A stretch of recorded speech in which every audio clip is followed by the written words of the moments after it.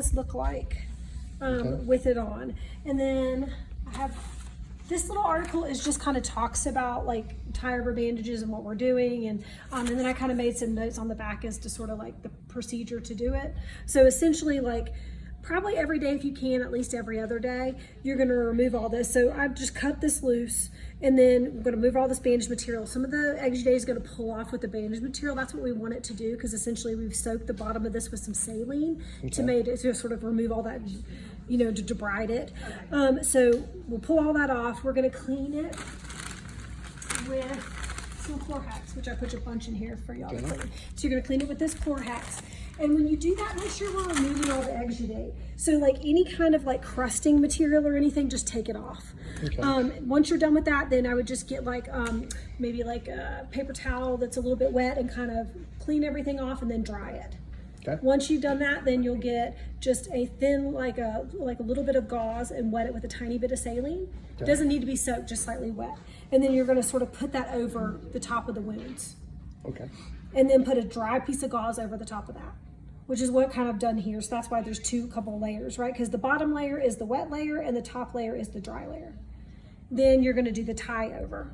And you kind of just have to work with it. Like all of these are literally just kind of tied in a bow here. The larger ones are kind of weaved in and out. We use umbilical tape, but you can use any kind. You can use even string, whatever works, as long as it'll tie it down. Because you'll see all the loops here that are all holding this on. And that's what you're going to have to do to get that all. Is it like sewn into her? It is sewn into her. Yep, you got it. Yep. See, like all these are sewn into her. So she has loops here that you can tie to hold in all these bandages. So the only ones that don't, there's a couple of them, like this is the only bigger one that does, and then a couple of the smaller ones. All of those you're just still going to do the same. Scrub them, clean them each day whenever you do any of the wound care. And then we did some more ceftazidime that I know we did prior, the antibiotic. That we were given. I gave it a dose today because I figured y'all were probably done with that based on the timing.